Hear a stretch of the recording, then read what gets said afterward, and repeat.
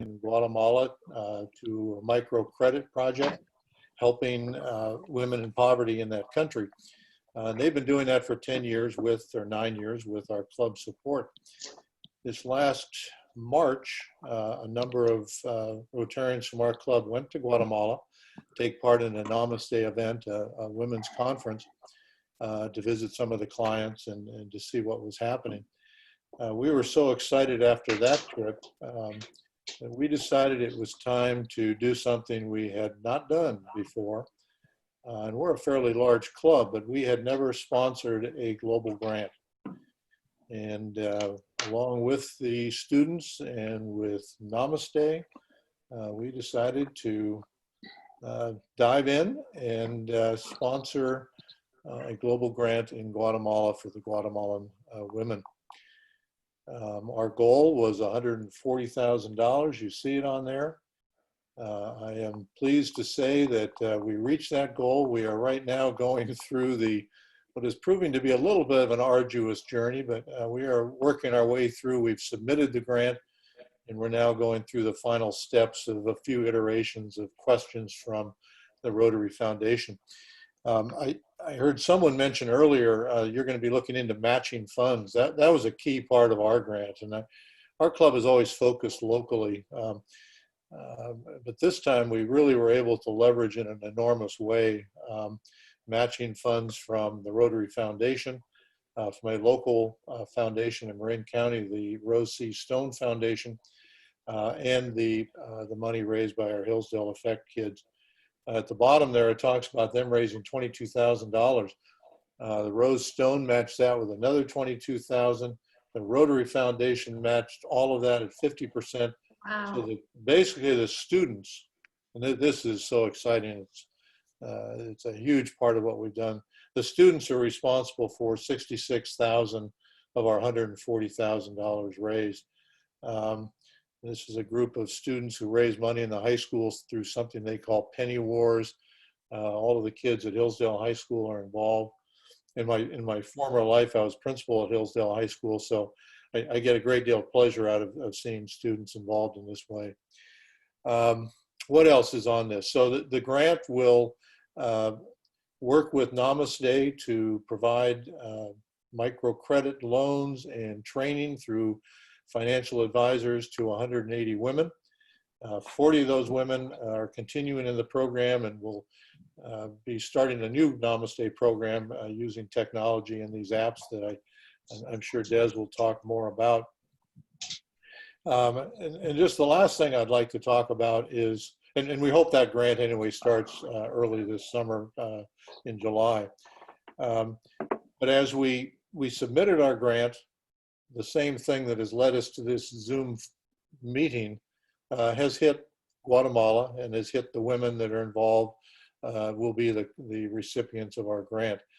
So for the next couple of months, April, May, we talked to the high school students and to Namaste, and really the topic was, how are we going to bridge these women from today, bridge across COVID-19, so that in July and August, there will still be women and businesses in Guatemala that we can support. And so that led us to a really interesting program that, again, the kids are fully supporting. And I'll leave it up to Des to lead into that. And at this point, I'll turn it back to Des too, because as our partner in Guatemala, it's the Namaste program that we're really hooking onto along with the students. So Des, back to you for Namaste's role and the Basic Income Supplement Program, or BISP. We need a better acronym. Okay, awesome. Thank you, Don. So I'm going to give you guys an overview of what we're doing for COVID a few slides later, but for now I think it'll just be helpful context to tell you a little bit about who Namaste is and what our sort of secret sauce is. So we are a very small nonprofit organization that is laser focused on economically empowering underserved women in Guatemala and equipping them with the skills and the resources they need to earn more money throughout their lives. We have a unique model. We have about 15 staff members that are based in Guatemala, and I am actually the only full-time paid staff person here in the US.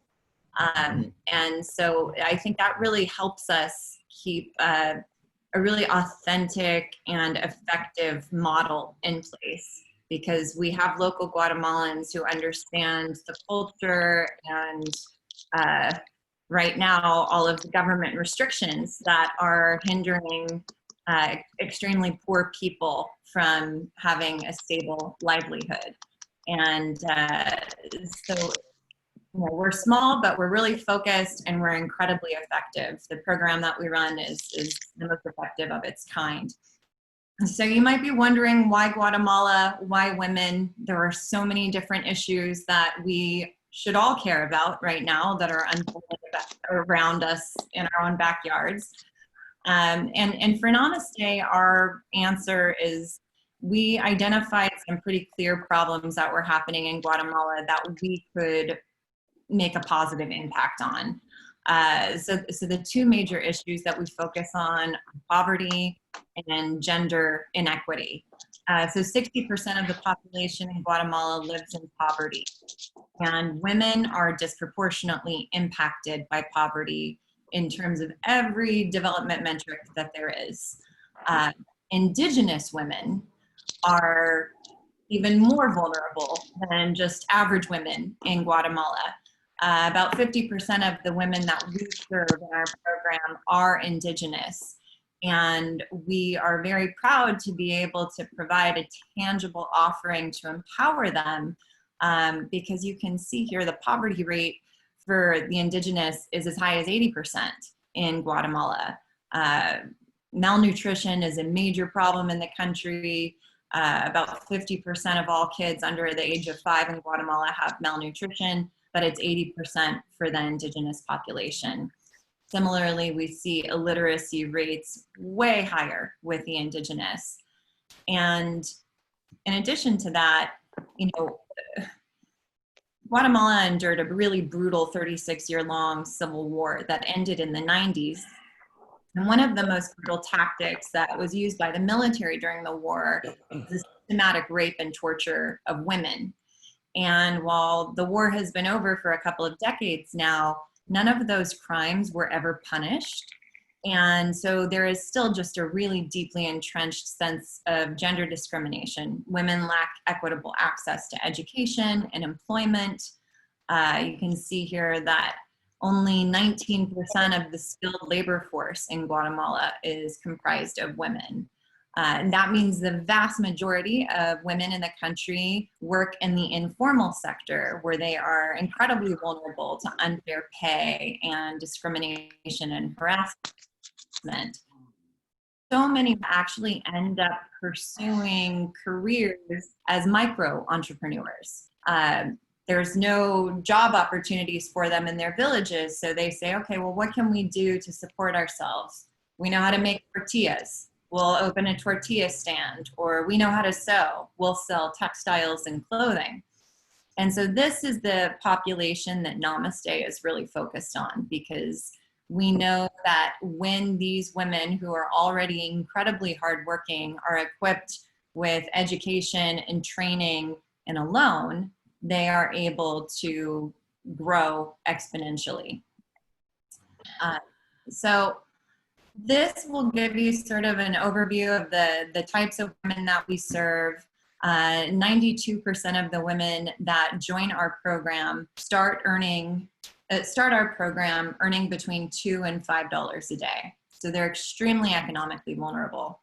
On average, they've only completed 4 years of schooling.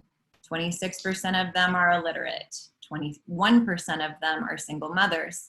And yet they have managed to be in business for about an average of 7 years. So this is another important point for us to make, is that Namaste doesn't work with aspiring entrepreneurs. We work with women who have been in business for a minimum of a year.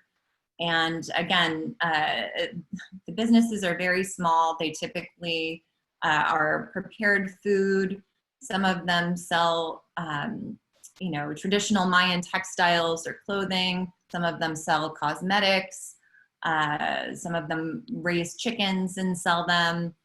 And then several of them also run like little convenience stores, which are called tiendas in Guatemala.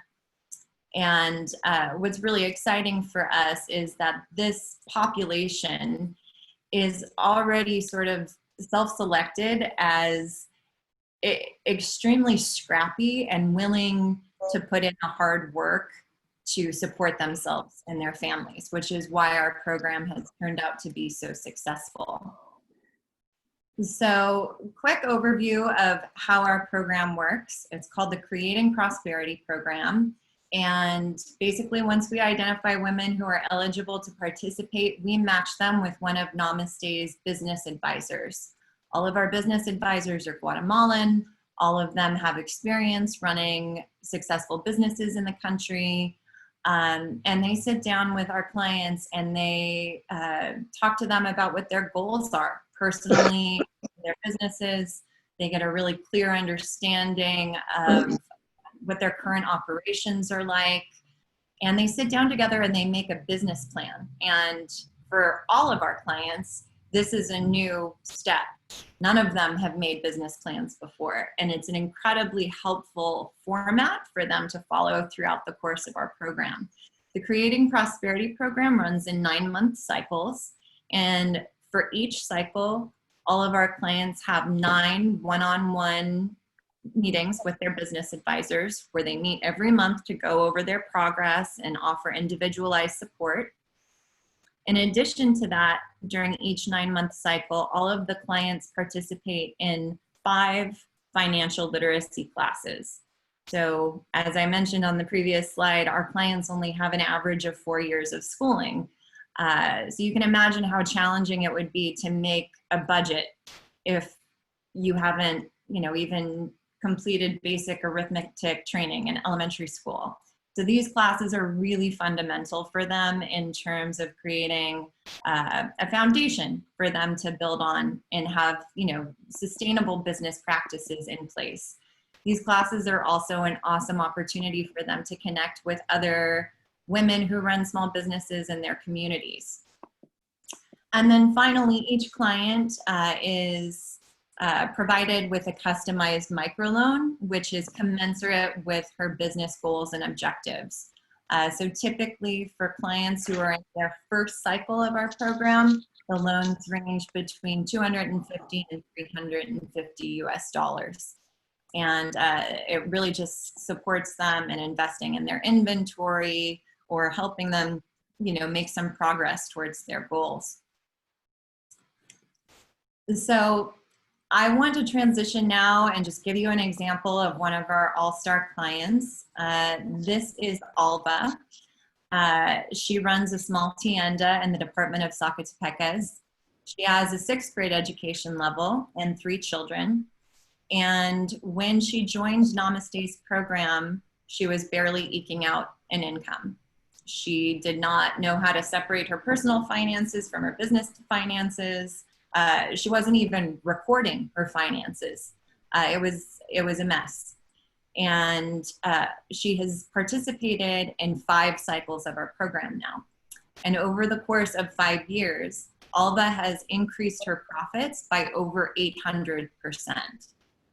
So she is really just one of our all-star examples of how powerful education, mentorship, and microloans are to help these women transition from living in poverty to within the middle class.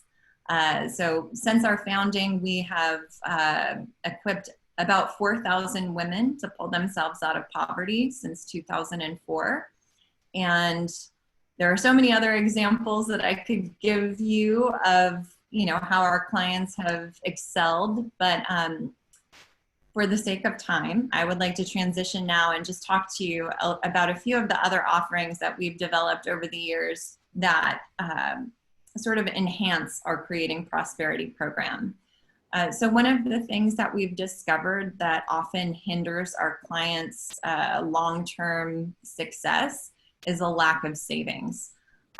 So in Guatemala, the concept of savings just doesn't resonate. Most people are living hand to mouth. It's not a luxury that most of them have had. And so simple things like an injury or an illness in the family, those things have potential to decimate our clients' businesses because they have no money to pull from to pay for those types of things. So last year, Namaste started a savings club where we incentivize our clients to start saving in banks. We pay the enrollment fees for them to set up a savings account at a bank. And then we match $1 for every $2 that they save to help them build up some tangible resources to see them through. This has been very popular thus far, although since COVID has come to town, the majority of our clients have actually used most of their savings, which is fine. That's what savings are for.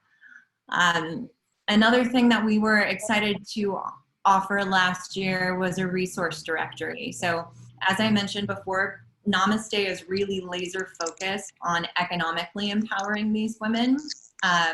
But we recognize that they're facing all sorts of other challenges and obstacles to succeeding long term. They're facing domestic violence and struggling with nutrition and healthcare and all of those things. So we've compiled a really comprehensive directory that connects our clients to other social service agencies within Guatemala that can provide them with free resources in helping them through these other challenges that we know that Guatemalan women are facing.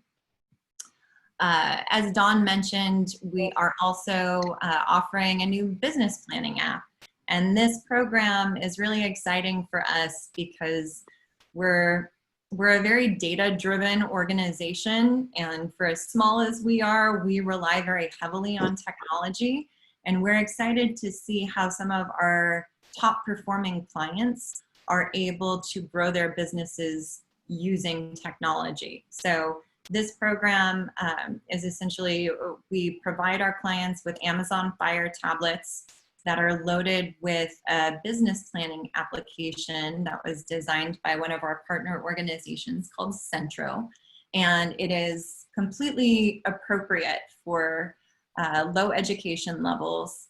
And it really walks the women through creating solid business planning practices that enhance what they've learned through Namaste's Creating Prosperity program. So this app is great because it will also allow Namaste to track our clients' long-term outcomes in a way that we haven't been able to do before. And then the last thing that we offer that has been part of our program for years and years is our annual conference. So every year we convene about 100 of our clients from all over the country of Guatemala to Lake Atitlan, which is one of the most spectacular places in the world, where they come together and participate in workshops and get to meet each other. And it's really a life-changing event for them because for most of them, it's their first time ever leaving their villages or leaving their families or staying in a hotel. And it's a very empowering event for them. So these are all things that we offer in addition to creating prosperity. And I think this is a good example of how over time we've been paying attention to what we need to do to meet the evolving needs of our clients. And that's exactly what's happening as we're dealing with COVID-19 and its impacts in Guatemala. So now I just want to give you a very quick overview of the current situation in Guatemala.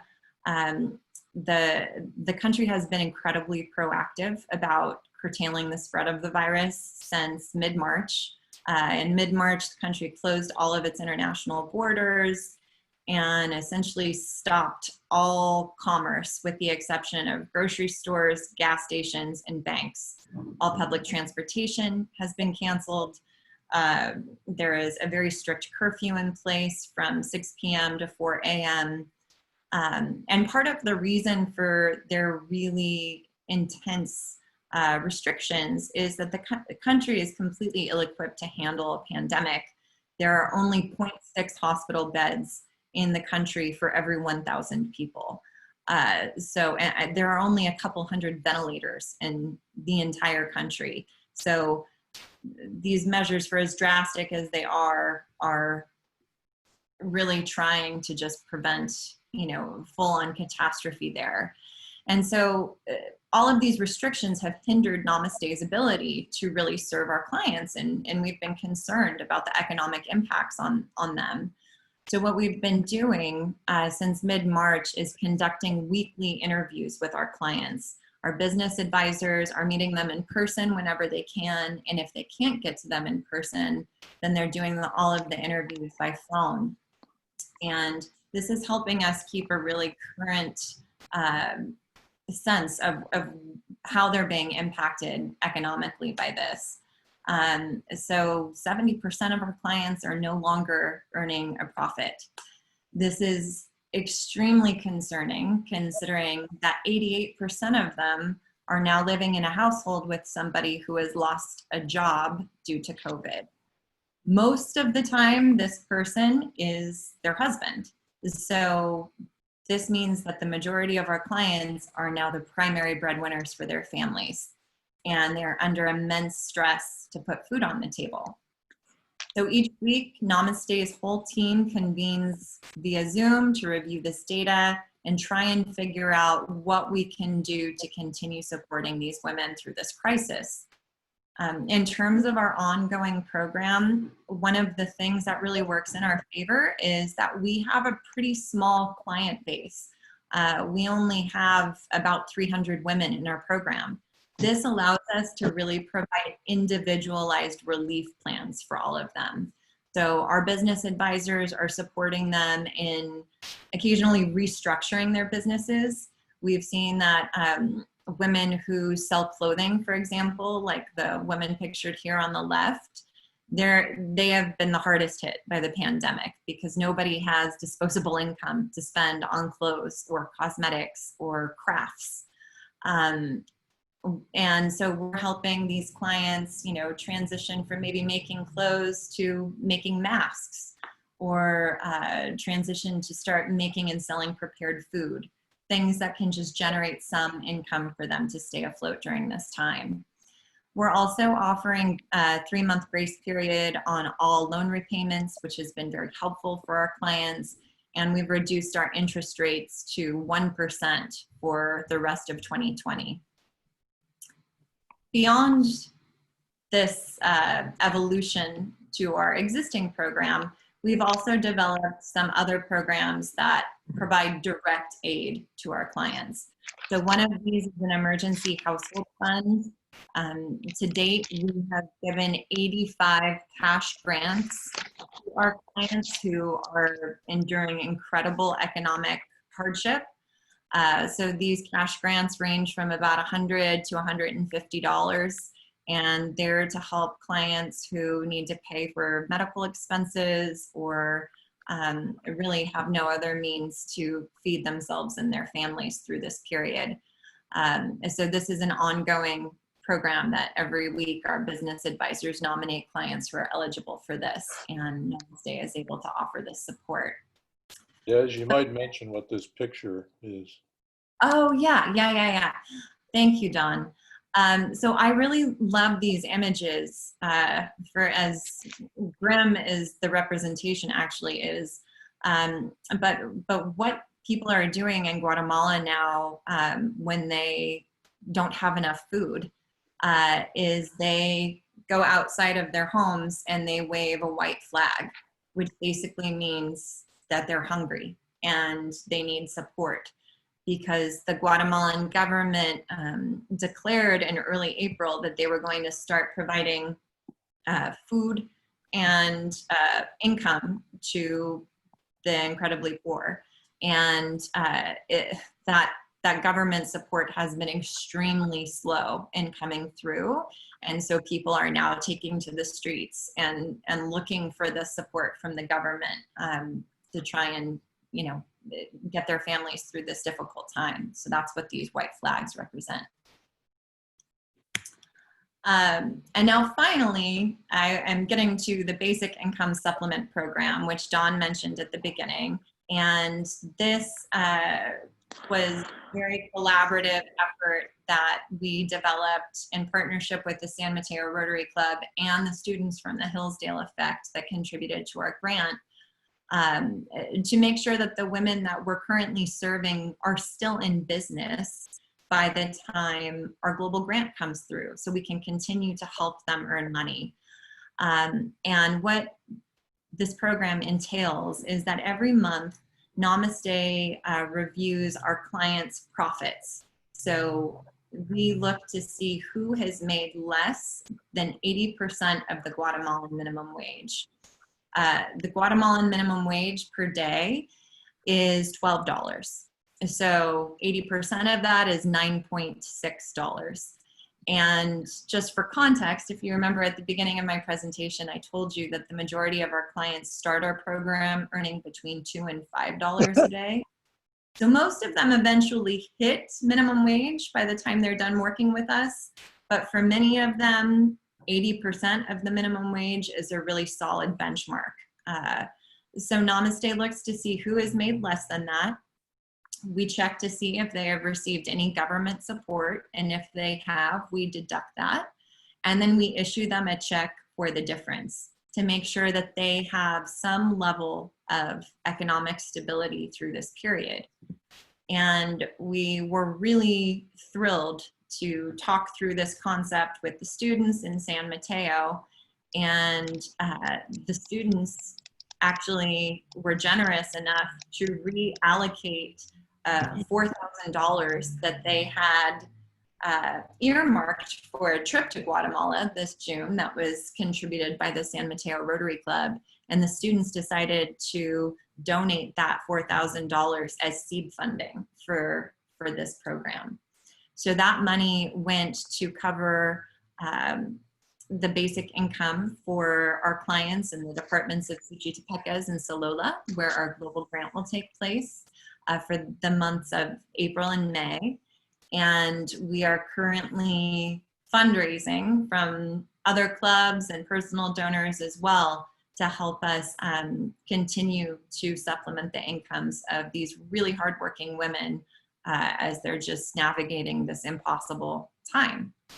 So the last thing that I want to say about this is that 100% of all contributions that come in for our basic income supplement program go directly to the clients.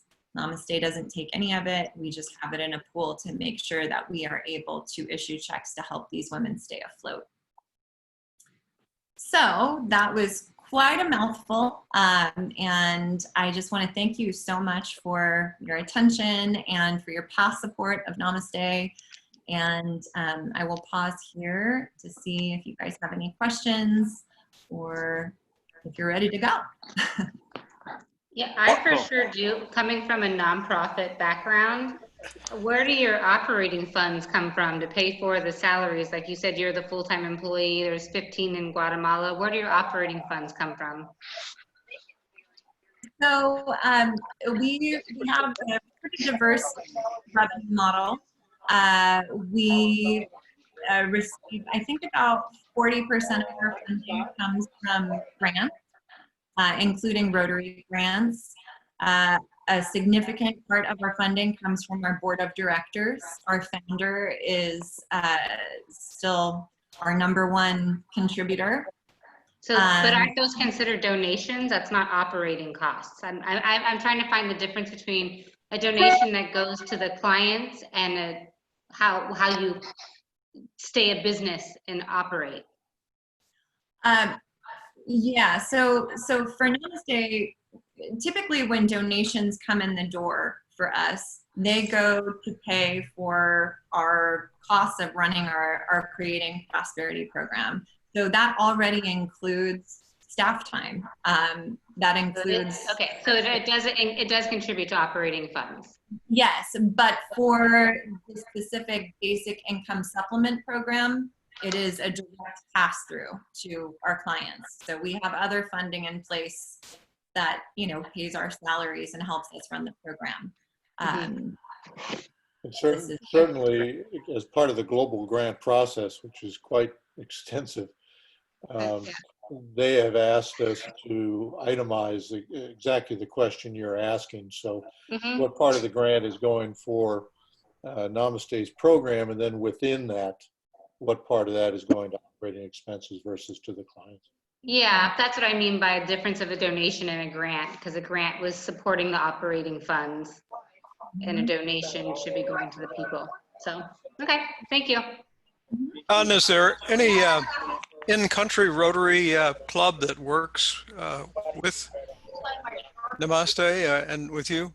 That is a Guatemalan Rotary Club? Or isn't there any down there? No, there are, and it's kind of a mixed answer to that. When we were at the women's conference last year at Lake Atilan, which, by the way, picture Lake Tahoe ringed by volcanoes. It's a spectacular sight.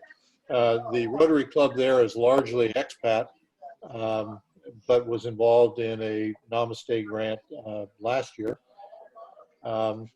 There's a club in Antigua, which is very involved. Our grant is partnering with a club in Mazatenango, and Rotary Global Grants require partnership with a host club that is in the host country. So the answer is yes. Yeah, that was the basis of my question. Yeah. Des could say, I think all of their grants have been with a number of different clubs. Yeah, there are a ton of Rotary clubs in Guatemala, and for every global grant project, we have a lot of collaboration with those local clubs. We're excited about this being one of the opportunities for our club members is that partnership with the Mazatenango Club. So, COVID willing, next spring, hopefully we'll have a contingent from our club going down, connecting with the Mazatenango Club and viewing this whole project. So I have a question. Yeah, Paul. Are you there? Hello? Paul, remember me? Go ahead, Paul. Yeah, I believe we were involved in, how long has this been going on? So Namaste has been around since 2004, and your club contributed to a global grant that Palo Alto sponsored a few years ago. Yeah. I remember, I think back about 15 to 20 years, we were a little bit involved with where the banks funded your clients, and this way they learned how to handle their money. And there wasn't a lot of money. It was like, I don't know, $50 or $20, and they would buy material and make things. And so it was, but I think it's just kind of went by the side unless you people have picked it up. But it's what you're doing is absolutely wonderful. Oh, thank you. But I don't know what happened in between. But again, sometimes, as you probably know, is the women do all this, and then sometimes the husband interfere, and then that doesn't help. Yeah. So usually it doesn't. So. Looking at the demographic on this Zoom call, if our high school kids were here with us, they are predominantly young women, and they delight in answering a question similar to what you're just discussing. The question goes something like, why are the funds focused on women? And Des, why is that? Well, because studies have shown that when a woman is earning an income, she tends to invest about 90% of that back into her family, whereas men tend to invest 35% of that back into their family. So, well, it gives them a lot of pride also. That's the biggest thing. I don't know how much the men do for that, but I know the women get very involved in those. And hopefully maybe we can get involved a little bit ourselves. Yeah. Greg, Paul, don't be jealous. Let the woman have a chance once in a while, okay? Yeah, You've lived a great life. They're the ones that get it done. Yeah. Don't be jealous. Yeah.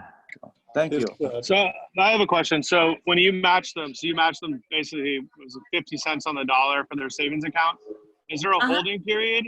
Is there a holding period for that money? Does it have to be there for a certain amount of time, or do that? Because I could see issues where people in a town would collaborate and get a lot of money together, get the 50%, and then take it all out. You know, Yeah. that's a good question.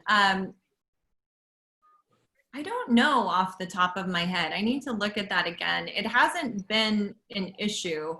I think the way that the program is designed is the women have to commit to saving at least 10% of their monthly earnings for, it might be that we match it at the end of the cycle, at the end of the 9-month cycle. And at that point, you know, it's there. So it hasn't been an issue that we've encountered yet. I mean, if anything, I think that the biggest obstacle in starting the Savings Club program was getting women to have confidence in financial institutions, because so many of them are very intimidated about having a bank account. And so a lot of our work has just been helping them establish confidence there. Yeah. And has it been a cultural shock? I mean, a cultural change rather for the women to not be, you know, feel like they're working in the house and taking care of the husband and doing normal housely duties rather than them starting a business? Has that been an issue with men? Well, the interesting thing is that, so these women were already working. They were already selling tortillas on the street or making their clothing. The difference is now they're starting to earn, you know, a pretty solid income. And in many cases, their contributions to the household exceed what their husbands are able to do. So we have seen, you know, dynamics shift in the household. And we've seen also women really having more confidence within their families and more respect from their family members, because suddenly they're able to pay for things. But you know, it's certainly, it is so nuanced, and because, you know, domestic violence is a pretty significant issue in Guatemala, and it's not something that we talk about openly. But it is something that we feel good about at Namaste, that these women, for the first time in their lives, actually have some agency, because they are earning their own money, and because many of them get to a point where they are financially self-sufficient, so that they could leave a situation if necessary. But for the most part, we just see you know, shifts that are really positive in terms of them having increased confidence and more respect within their family unit. Okay. And then I have one last question. Have you had, like, you've been doing this for quite a while, do you have like a Shark Tank moment where someone's business just completely took off and it's like, this is incredible? You know, so we have one client, her name is Alma, and she makes beautiful traditional textiles. And in fact, Dawn, you met her when you were in Guatemala last year, right? I spent a half an hour with her at Lake Atilan. A remarkable woman. Yeah, she's amazing. And she is another one of our stellar clients who's been in our program for about 5 years. She ended up saving enough money to build her family a new house. And that was incredible to witness. And so one of her biggest issues was, you know, she's making all of these textiles that are really popular with tourists, but she needed her own platform. So one of our board members actually contributed, invested basically in her to build a website where she could start exploring the possibility of exporting her goods.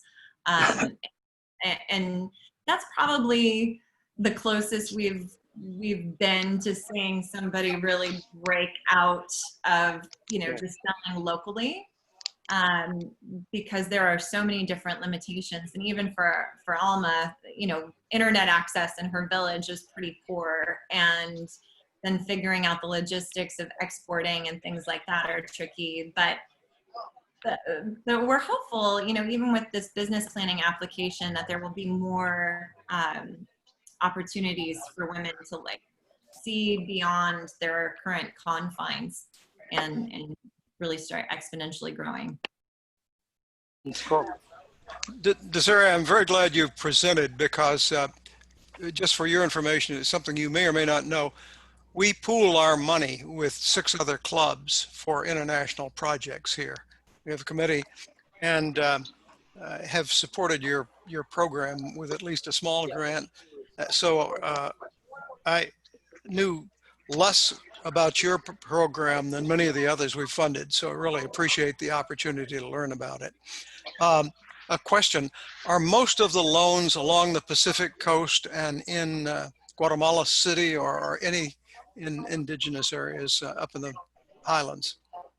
Yeah, so right now our primary departments where we operate are the Department of Zacatecas, which is where Antigua is, if you're familiar with Antigua. And then we also operate in Suchitepecas and Solola, and both of those areas have a much higher population of indigenous women. We don't do anything currently along the coast, but we were, before the pandemic hit, we actually did have a serious expansion plan.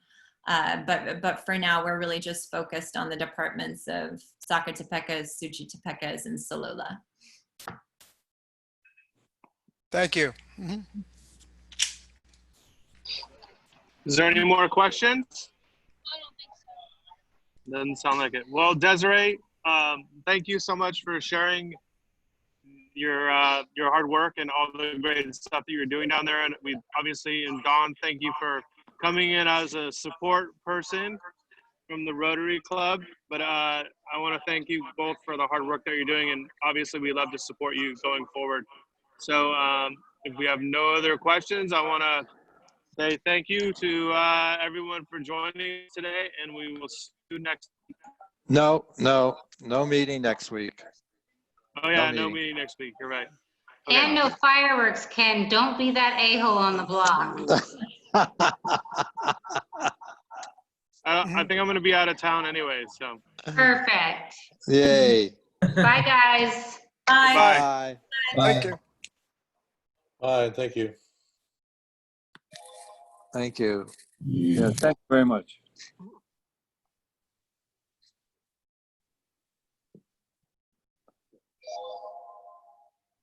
How you doing, Paul? I'm standing over here watching you guys. Every Thursday I get a report. You do? Yeah. All right, awesome. The wives all call me and say, "Would you tell them to do this or do that?" And yeah. All right, Paul. Yeah. Thank you. You can hang up now. Hey, Brian. What? Did you get my message about needing that information for Gina? Yeah, I gave it to her. Oh, you did? Yeah. Okay, on the census taker information? Yeah. Okay, because I wasn't looped in on that. So, okay, good. Thanks. Okay. See you later. Goodbye. Bye.